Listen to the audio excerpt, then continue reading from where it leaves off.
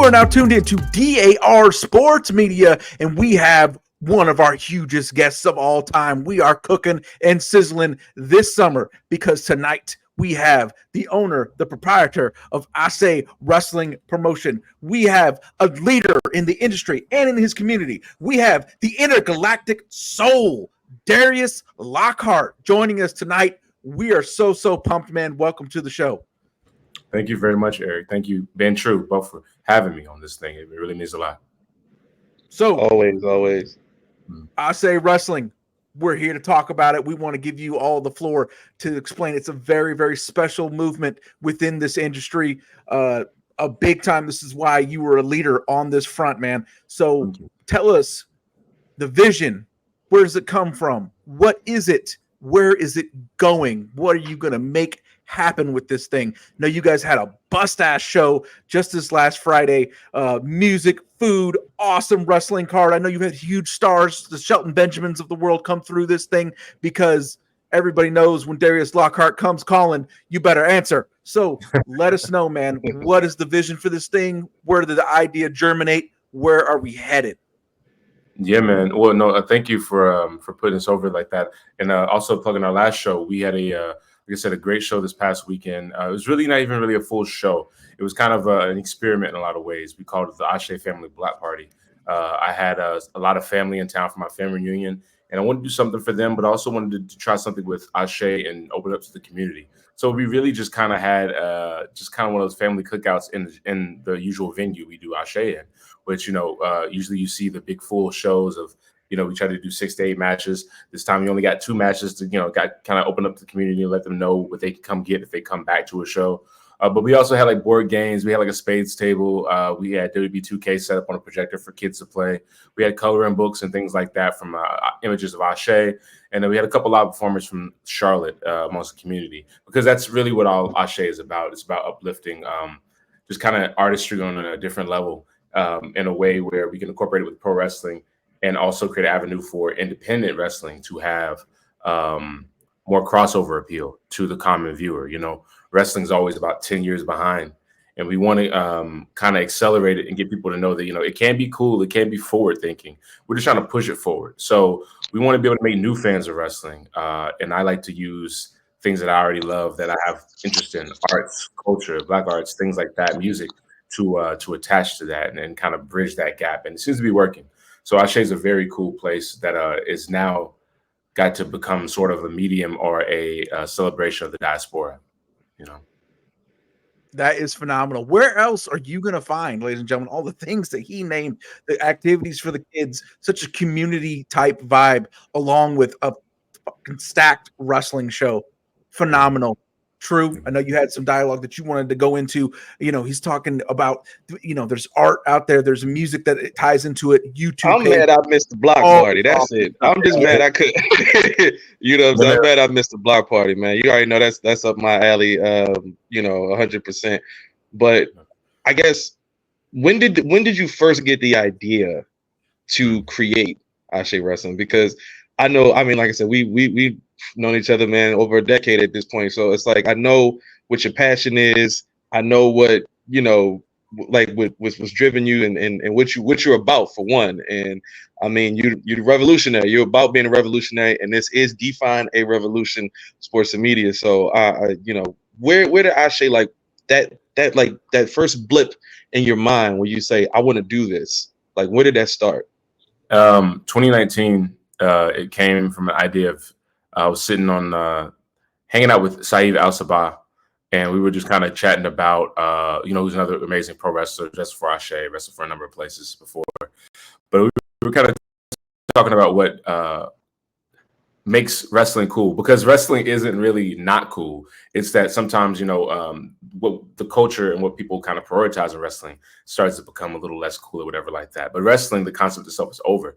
And we were thinking of all those things that it used to have, or, that we felt was kind of missing from the game from a storytelling standpoint, but all the things that it could have that people have been kind of omitting or overlooking, which is, like those reigns to the culture of just having, maybe some a normal personal commentary, so it feels like you're watching with your best friend.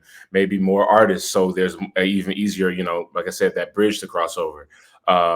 Music that is current, music that's ahead of the curve. Artists you haven't heard yet, rather than Kid Rock for the 80th time or something like that. We wanted to make it fly, we wanted to make it dope, and it kind of got accelerated in my idea of like, okay, it has to happen.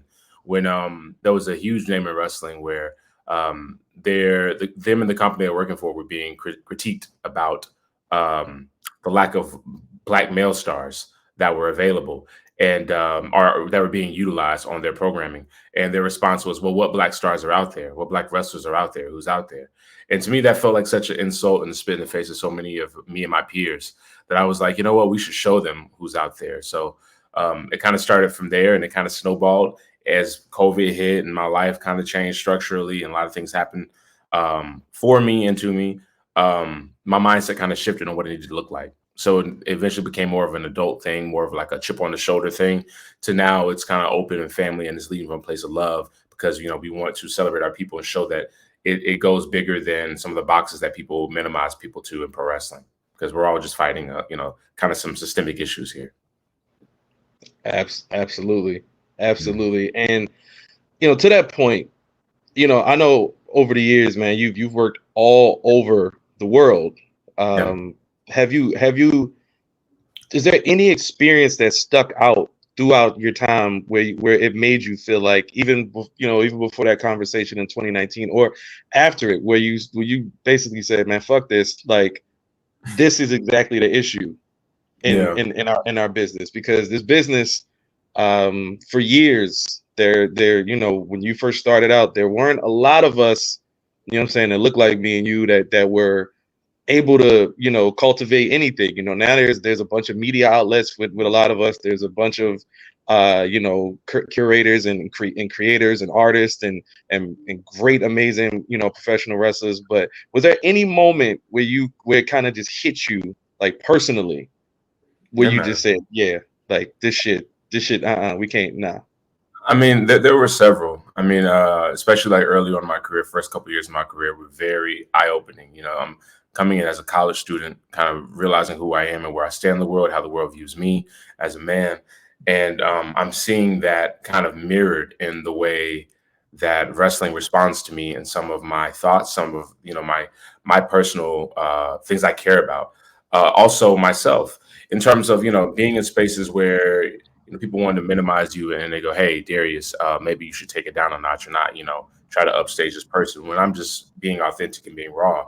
I remember there was a couple of situations happen where, people weren't protecting me in the ring and no one was there to have my back. People were actually, attempting to hurt me in the ring, and people were kind of sweeping that under the rug for folks just because, maybe I was a little bit more in I think dispensable is what I'm looking for than they were, or people perceived them to be, because, I'm just another black kid here in North Carolina who's to say I'll make it. There was another, there's plenty of times I've been told to take, change what I'm wearing tonight because it says Black Lives Matter. You don't want to wear that out here, kid, there's been several moments in my formative years that show me. Even one of my home promotions, when I was trying to work for them, they told me, we usually don't book black talent outside the one we have because, he serves everyone, and black people, that feeds that demographic. But with you, you're different enough. So I guess we could try to bring you on. And, things like that are stuff you see in the first 4 years of your career. It does kind of show you what this is supposed to be, or what they want you to accept your reality to be. And I'm just not very accepting of that reality. I'm not too kind to boxes. So a lot of those moments come to mind. And I guess to kind of slightly expand on that, because I know when I first saw the revolutionary and that kind of come to shape, me, I was proud as a motherfucker, watching that, just because it's like, that fight that we have in this business, and not just this business, in any industry, in any business, it's just to see people that are bold enough to say, this is what I represent, this is what I stand for. You're going to get pushback. You're going to get a lot of, and sometimes your message gets lost in other people's perception of what that message is. But I respect the fact that you have never wavered from telling your story and, bringing forth your message. But you brought up your home state, North Carolina. take us back, because I remember them hot spots days. George South, Cedric, Caleb Conley's. Mm-hmm. What about those moments in a good way? Like those moments in a good way, because I mean, there's tons of fun experiences, and what are some of those good moments that's starting out? Because we just heard a little bit about, I guess, the bad ones, but starting out, what were some good moments that you always kind of hold on to? I think the validation of stepping in the ring after wanting it so long as a kid, and I won't say I was always the best athlete. In fact, as a kid, I was not a natural athlete. I've always had to work hard, but because I cared and loved wrestling so much, my mind had kind of already prepped. Like I was like reading Chris Jericho's book, and it was describing how to bump, and I want to make sure I had that right, and all these things I'm watching, all these documentaries. So when I came up to try out, I don't want to say I was a natural, but I took to it quick. And so that validation of Cedric Alexander being like, okay, kid, like I think you got something, stick with me. Or George South pushing me harder to the point where some days you don't know if you have it, and you come out the next day and you try again, and he's right there with you, still working with you. Those moments, kind of put you in a space where you go, okay, this is attainable. This is what I can do. It's very affirming in that aspect, being able to come to I don't want to say to grips with like your destiny, but almost to like face to face, be like, okay, hey, I do have a shot. I am talented in this, and that support you have early on between trainers is a positive thing a lot of times. So that's always fun, and seeing other people grow through people you start training with come and go, and that's always cool to see as well. So people's growth is awesome. Man, I've always said I think the North Carolina circuit has given professional wrestlers so many amazing talents, especially black talents. And a lot of them are very slept on. A lot of them are very underrated. But I think with the Ashe Wrestling, you have the platform to showcase a lot of those wrestlers. And you also mentioned music about Ashe as well, and like artistry and creativity. Like what spawned that for you? And I guess what can people expect from the music side of Ashe? I'm just a big music head personally. I've just kind of grown up just in love with music. My parents were older, so when I grew up, I was listening to all the classics, and I was listening to everything that came before me. And then eventually I started listening to everything that was around me, which like that's like the current 2000s hip hop wave and everything like that. And then once like the band, like not Bandcamp, but like all the Limewires and stuff as they're opening up, I was just like a fish to water. I was like, I can listen to anything at any time. So boom, boom, boom. So it already started a foundation of love for music, but seeing how music really runs the world and how quickly connections can be formed through music. We're just like wrestling. It teaches you empathy. It teaches you a lot of like cool, concepts, and it shows you how it can connect anybody on any level. So I figured that not everyone likes wrestling, but everyone pretty much kind of loves music and you can understand music. So sometimes that can work as an avenue to get more people into the building. Maybe they come for the musician and they stay for the wrestling. But also it makes you a place that is a place people want to work for, even outside of wrestlers. So now you're a place, where you kind of work as an A&R for other artists when you put a song on your things, or, you put an artist on in your show. Now people want to kind of work with you on that aspect. And it provides a lot of more open doors to sponsorships and things like that. Visibility is what it really creates. In terms of what we're doing, of course, we're going to start, continue to book artists to perform live on our shows and things like that. We're taking a couple of pre-recorded things like that to release as well for fun. But we're kind of going into playlists. We're going into DJ sets. We're going into all these things that you can walk around and listen to kind of the sounds of Ashe all day as well, which of course, like I said, it's inspiration of the diaspora. So you listen to all these different types of Black music. So it's a really cool, exciting time to be an Ashe fan. Even though you're just starting out, it's still pretty cool because we're, like I said, creating so many connections and ties to outside the world that we could just blend all this in and make it one giant universe, really. For sure. Yeah, it wouldn't be right unless I asked, because every like fellow creative and fellow artist that I've spoken to, I've asked. But hip hop is very, very, very special genre, and hip hop it's had its ups and downs over the last, say, 10 years. But we just witnessed probably the most historical battle of the last 15, 20 years. So I gotta ask, how did you feel about that that Kendrick and Drake battle, and like, do you have any like particular like hold any of those songs higher than the other, or? I think the whole thing was very, like I said, entertaining to see. I can admit that in some ways it was probably a distraction for, you know, some more serious things going on in the world, of course. Absolutely. But I do, as a person who enjoys rap music, I enjoyed the conversation that we were having out loud. And I was actually surprised with the conversation we're having out loud. I mean, you got Drake, who doesn't even speak in political terms, acknowledge the whole dynamic of what rapping for whites looks like and top and selling out. And I'm like, okay, so you acknowledge the disparity and things like that. So that's a very interesting conversation that we had on a global stage that I'm not sure was, you know, in Drake's def dab.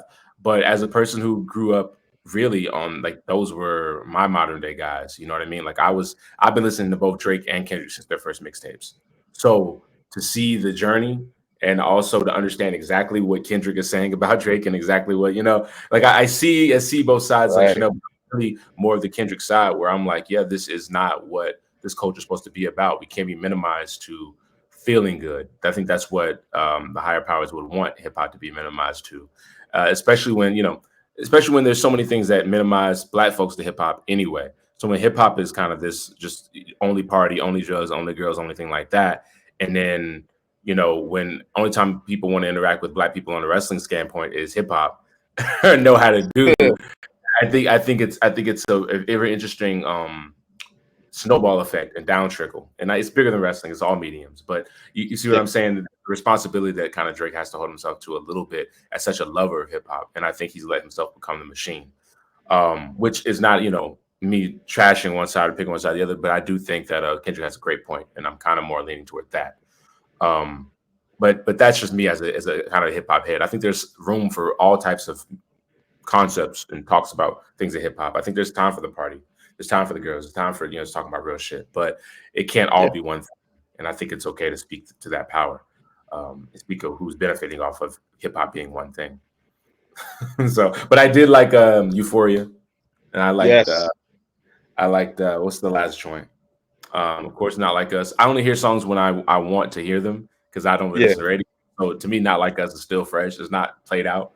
I like the second part of Family Matters, but I think there's like one bar in each part of Family Matters that throws me off every time. Like there's like 3 bars in the first part, 2 bars in the second, and like 3 bars in the third. I'm like, you could have left that one out. It would have been good. But like, yeah, but some of it's like that. Some of it's like I'm nitpicky with hip hop like that. So, but those I feel like that's a Drake staple of like he'll be cooking and then that like 2 or 3 bars you just stop me like, nah, nigga, nah. Yeah, like, nah. But wait, did Not Like Us get played at the block party at all? Did y'all have a DJ set? Did that get played at all? No. I think it's cooled off right now. We don't want to overplay it. Like, okay. I was wondering because we played it at ASE 4 at the show with Shelton Benjamin versus Jonathan Gresham. We did play it. I came out to it at the start of the show, and we played at the end of the show to send them all home happy. So we did have moments then, but that was when it was kind of. Like first came out. Now Taraji P is doing it. Kamala's quoting it. It's kind of like it loses the plot. You lose the plot a little bit once things go beyond. But I mean, it's really hard to not have things, I guess, go to that point when you got some like it's catchy record. I mean, Kendrick, you know, out there in the Forum and out there in Inglewood, you know what I'm saying, 20,000 people. So performing it 4 or 5 times, but. It's and with that, you just mentioned the Shelton and Gresham. What's been the most, I guess, rewarding part because you're a fan of wrestling as well, so like you get to watch all these things. What's been the most rewarding part of putting on these shows and like bringing in talent? I mean, a legend like Shelton, powerhouse like Gresham. Like, what's been the best part for you of this run? I think the reaction to the big name talent, like you said, their reactions to what we've created with ASE has been very rewarding. You know, the fans, of course, that's a different conversation, though their reaction to it is phenomenal. But for so many people I respect and trust and want to impress, by all means, because I want you to kind of keep working with us, but also just I identify as myself, I have good taste in wrestling and know what wrestling's supposed to be. So when I got Jonathan Gresham in the building and watching the show and going, this is wrestling. This is what pro wrestling is supposed to be. Shelton Benjamin at the end of the show saying, I kind of might want this to be my new home because I've never seen anything this awesome.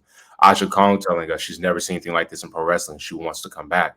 Ron Simmons telling us this is what pro wrestling is supposed to feel like, and this is what he's been missing in the sport. That our show, Ashe 2, BHM, reignited his love or his belief in pro wrestling being good. Teddy Long kind of co-signing us on the podcast. I mean, things like that, those are intangibles that I can't pay for. You know what I mean? I can't pay for that kind of rub, that kind of belief in our product from people who have been places and done amazing things over 30 plus year careers, to say that this is something they've never seen or touched and would love to be a part of and time again, that's a big smile on my face. That warms my heart up. Yeah. Now, I gotta ask, because you like you said, you mentioned just having a whole bunch of legendary talent on there. Has there been any particular talents that you are kind of keeping an eye on? There's a lot of people schedules might be opening up, or is anybody you just really want to have? Everyone. Yeah. I hate to give you that vent. I mean, I'll probably throw a few names just because I know how annoying that answer is. But I know that this is kind of a when we get there, not if I let you in type situation. I kind of block things out like a story, and I like to pace myself and things like that. So there's a lot of times people are asking for people to come through, and it's like almost like, oh yeah, I want that person here too, but it will work better in month 5. It will work better 5 months from now. Maybe when this happens, this person gets over, then we introduce them that way. Okay, then it'll work. So a lot of times it's I have my eye on a lot of everyone. I've been like most people I'm using right now, I've been thinking about using since 2019. And it's very true. A lot of things you're seeing now, I came up with in 2019. So these people have always been on my radar, from, Janai Kai's, the Willow Nightingales, to, the Leo Rushes and the Chris Bays of the world, to, when this originally was going to, pop off, Christian Casanova, Carmelo Hayes, we were in talks with bringing him into this thing. He was supposed to be part of this. Javon Evans and Shaquan Sugars. So it's a lot of how I say these names to show how kind of encompassing I really wanted this to be. I wanted everything to kind of be canon and kind of bring folks in on a really kind of world-bending way, mind-blowing way. And it's just a matter of when for a lot of people. So, Jordan Blade, the E.L. O'Neills of the world, those people too. I have my eyes on so many different folks. I hear ACH is back. You never know. You know what I mean? So I'm keep my ears to the streets. I pay attention to everything more than people think I do. And some things we even tried to pull off more than people think we realized, and it just wasn't the time yet. So I just ask everybody to stay patient and know that if you like someone, 9 times out of 10, I probably like them too. And it's just a matter of when and how, Yeah. That actually was leading me to my next question, was what's been the most difficult part of all this for you? Just learning the business end. I identify as more of an artist and creator than anything. I go and create off what I feel. So having to now attack things from a business lens of what's possible and what's going to make the money back and things like this and small things, that has been a very challenging thing, even in terms of learning how to book buildings, learning how to, create sponsorship packages. Those are like the small details that people don't like to think about. Everyone thinks of fun, sexy stuff. I'm having to make sure, the merch is set up right digitally. So y'all get y'all stuff on time. Like all that stuff is the hard part. The wrestling stuff is fun. Also, but I'm kind of releasing the concept of being a people pleaser out of my life, but trying to make sure people are happy when you work with them. That's also been a difficulty because you don't want to be too giving, but you want to make sure that people are taken care of, and making sure every part that's in this giant machine is now happy. It's kind of hard to sustain. Someone's going to be upset about something. So learning to not take that on the chin or take it personally and kind of adapt and not have to roll over. That's also something I've learned, but I've had a good time learning it because people are human and we're all fallible. So you're working with humans all the time. Things are going to just happen. So those are 2 things I think. Yeah. Okay.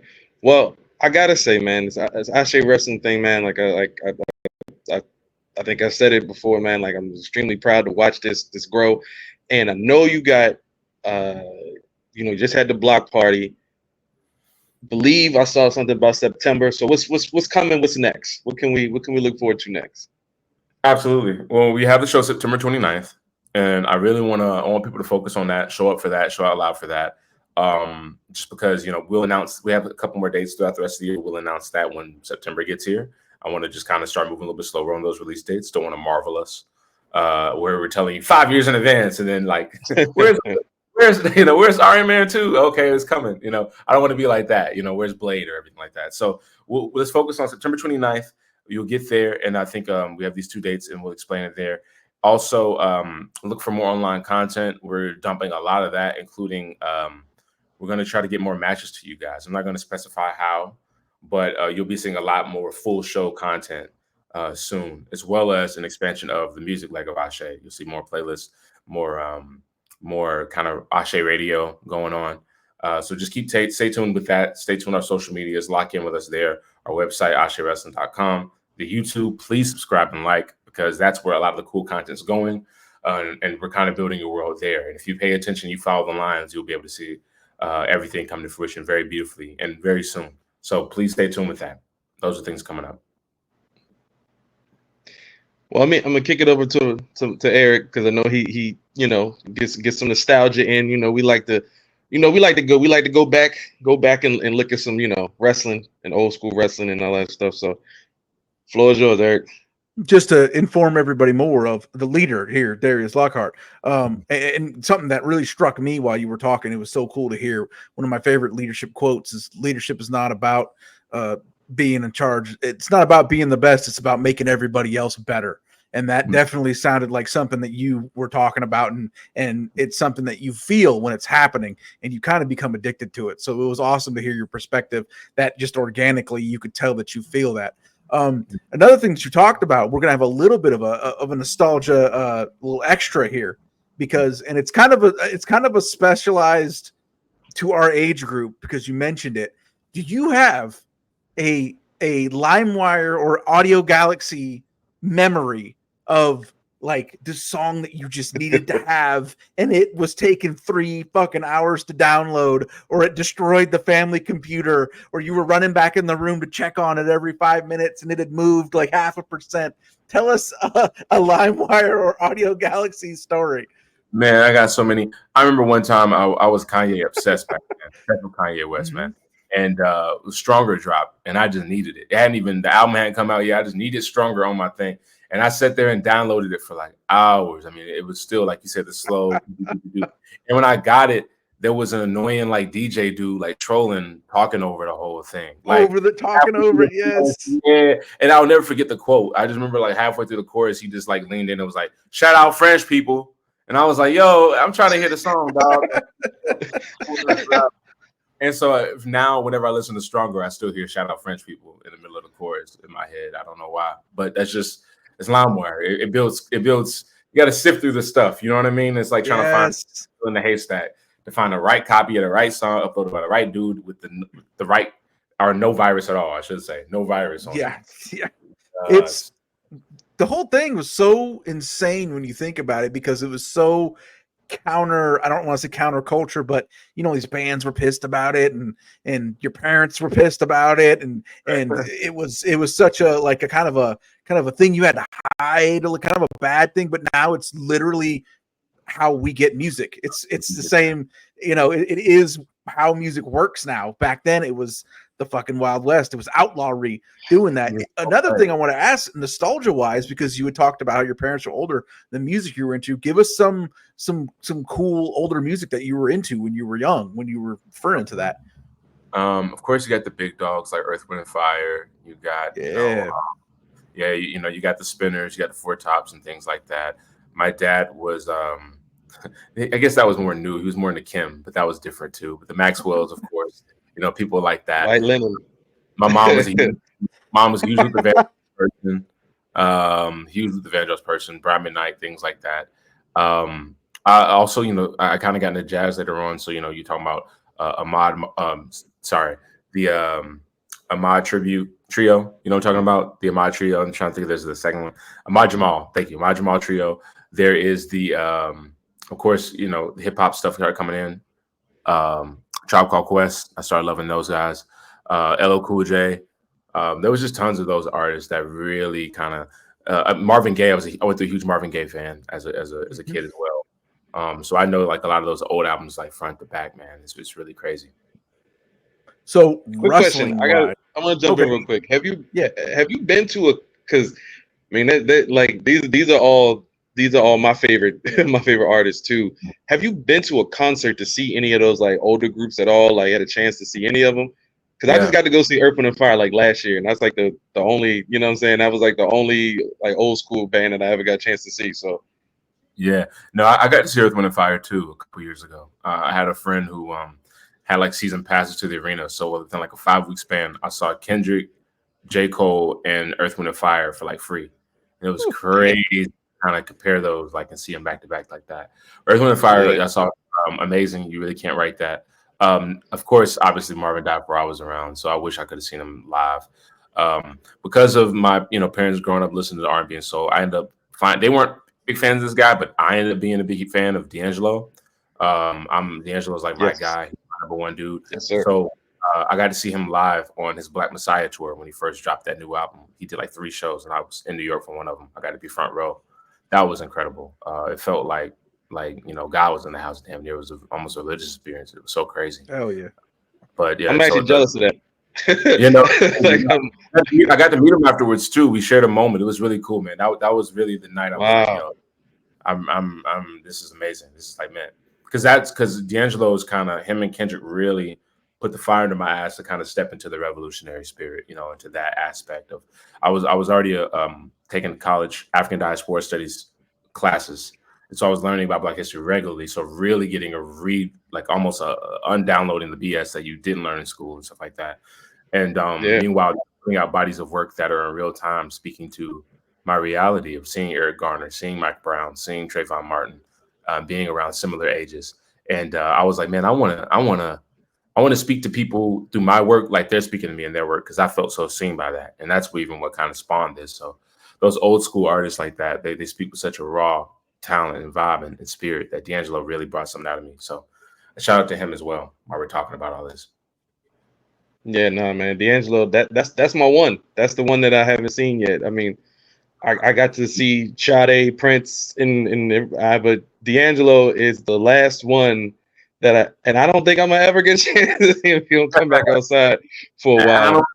He does it randomly, right? Like it's really, I hope. Now you did bring up something before we get into the wrestling. This is actually a lot more important than wrestling, because there are a lot of things in this world more important than wrestling. You mentioned the Mike Browns, the Eric Gardners. We just obviously the Sonya Massey thing is taking shape right now, and it's kind of like I don't watch the news very often anymore right now. You know what I'm saying? Especially these major news outlets, because we all know that's a lot of propaganda.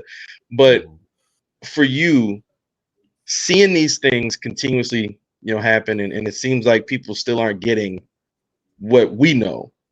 How do you feel watching things play out as things are happening with I guess the public response to certain things? It gets a little hard because you try not to get jaded to where it doesn't affect you anymore. You still want to hang on to that emotionality, but it becomes a little difficult if you're too attached emotionally at this point in time, because there's so much flooding in, right? So it's the damned if you do, damned if you don't. I remember being out marching one time and seeing a video that ended up going viral, but a dude was kind of telling someone, he was going off on him, a young man. And he was like, do you see this old man next to me? 40 years ago, he was doing this shit. You see me right now, I'm doing this shit. In 20 years, you're going to be doing this shit, because shit does not change. And it was really creepy to it was very, bleak, but there's a underlying truth to it, because we as a people aren't realizing how valuable we are to each other.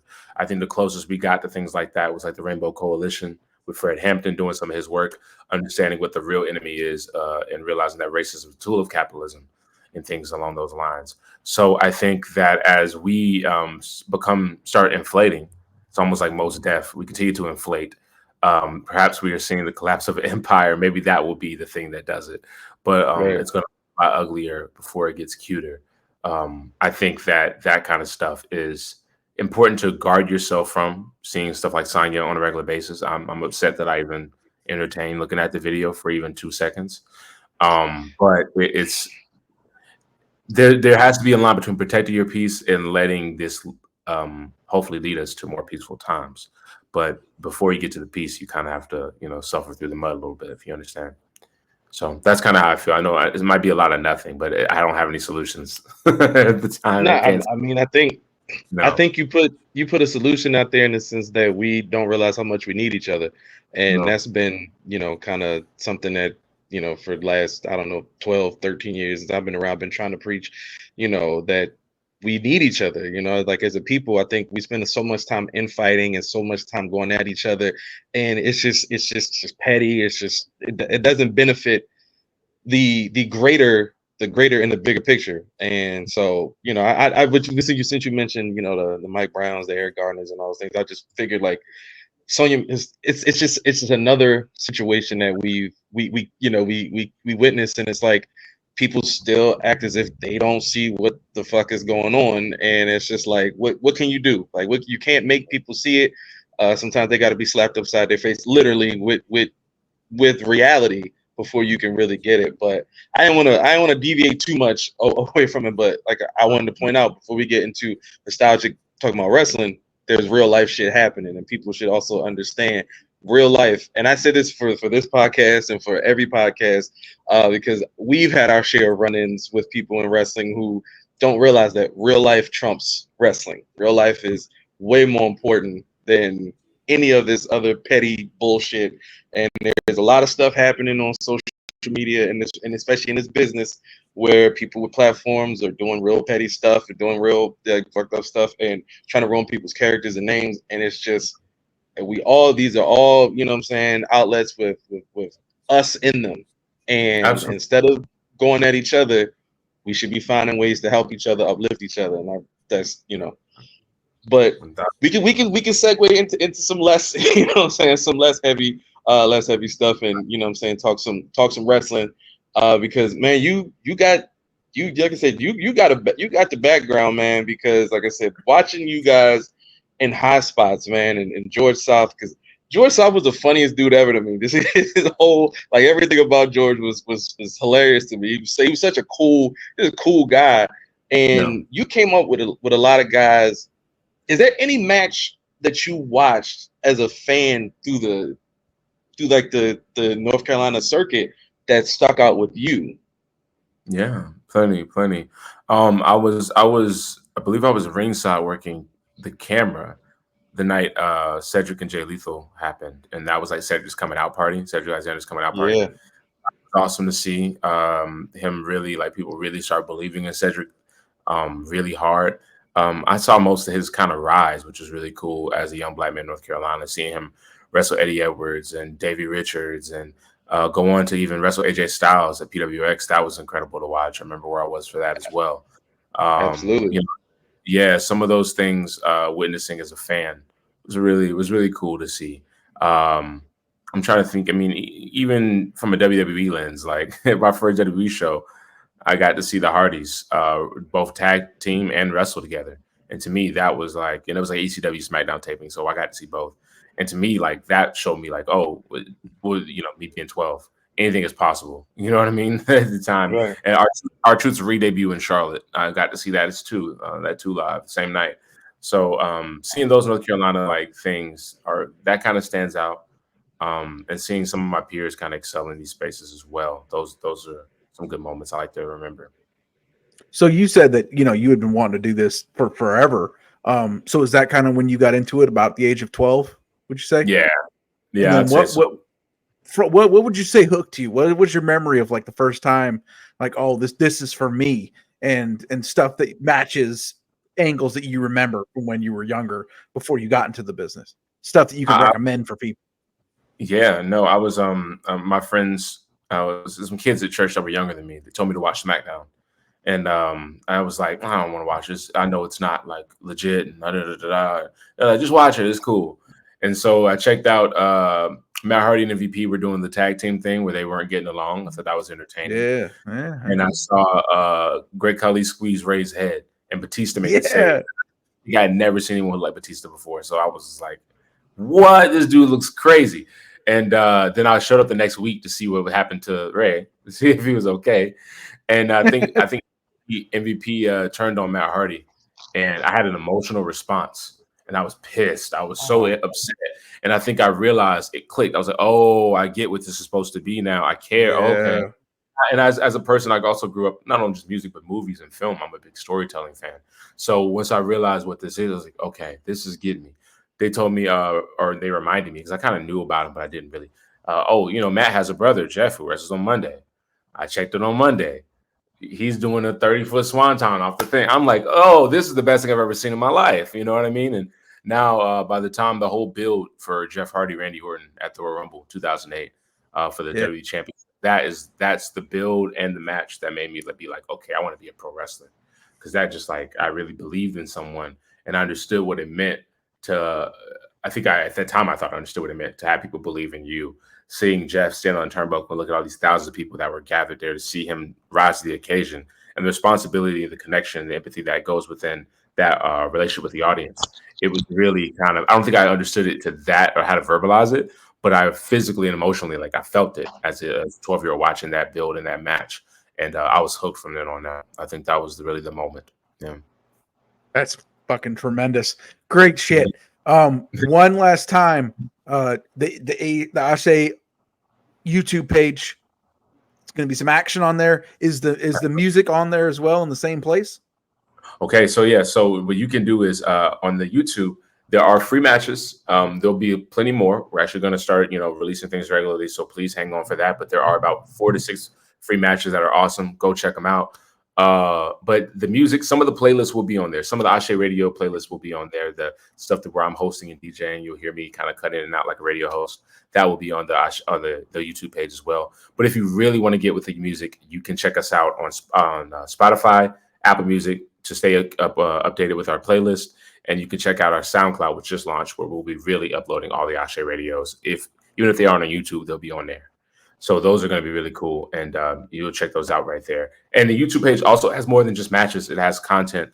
We film things, fun videos like 10 things in your bag, things that, you can't travel without or whatever like that. We have a show called Top 5 where we got 2 wrestlers from the roster. They'll sit there and name their top 5, fill in the blanks, whatever category we throw at them.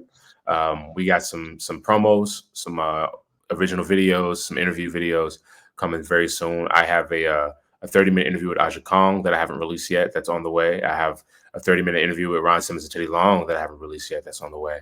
So these things are like, if you want to stay locked in and really be ready, subscribe to the YouTube channel so you always get the updates. It's going to be really cool stuff coming down the pipeline. That shirt, that's a great shirt. Can we get ASE merchandise anywhere? Tell us where to get that. Absolutely. All the things I listed and ASE merchandise you can find by going to ASEWrestling.com, ASE wrestling.com. All the little panels at the top, there'll be something that says merch, and you click that and it'll send you to a plethora of ASE t-shirts, hats, hoodies, and we got plenty more things on the way. Please be patient with that as I update the site, but there's going to be so much stuff that we have. But you can definitely grab one of these at ASEWrestling.com. Yes, sir. Yes, sir. ASEWrestling.com. Check that out.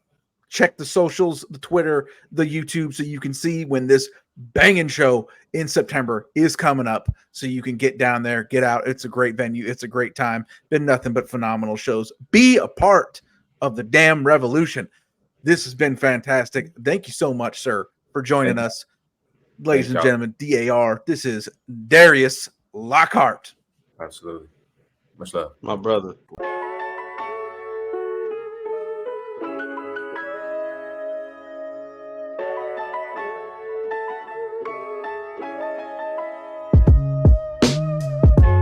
Niggas steady talking, but they can't, man. 8 chests in its form on the same thing. 20 years in, rolling with the same gang. You can say what you want, niggas ain't changed. Niggas ain't changed, niggas ain't changed.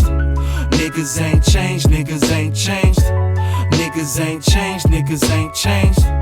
Niggas ain't changed, niggas ain't changed. I let it get too far, bearing the cross like Knights Templar. For my children, I'm the exemplar. Gem star, twinkle in my kids' eyes, it makes me wanna cry. Self-prophecy, not accepting mediocrity. Socrates was a thief, shame on the democracy. Dealing with enough, let alone the cops blocking me. Anything else is obsolete. Forsake Pete, I will defeat all that lays at my feet. Keep the biz discreet. $1,000 vacation homes with expensive feasts. Some niggas say they friends but lie through their teeth. Loose lips, pillow talking this shit. Getting themselves in the mix, plotting on your chick. But I ain't changed a bit. I'm as real as it gets. Still pounding my fist. Shock Sports is a hit. All my time in the grit. DAR Media, we sending a blitz. Fuck all the glamour and glitz, yeah. Niggas steady talking, but they can't, man. 8 chests in this form on the same thing. 20 years in, rolling with the same gang. You can say what you want, niggas ain't changed. Niggas ain't changed, niggas ain't changed. Niggas ain't changed, niggas ain't changed. Niggas ain't changed, niggas ain't changed.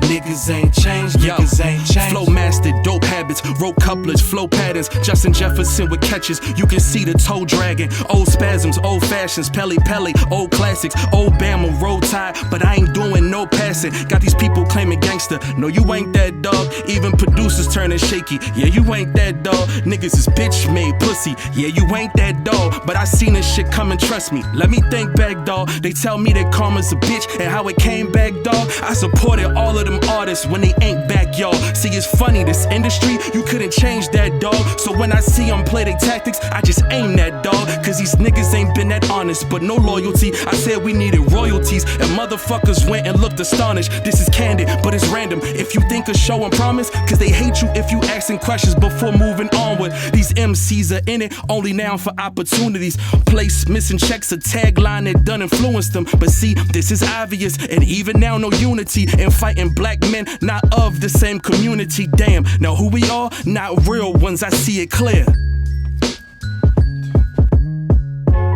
Niggas steady talking, but they can't, man.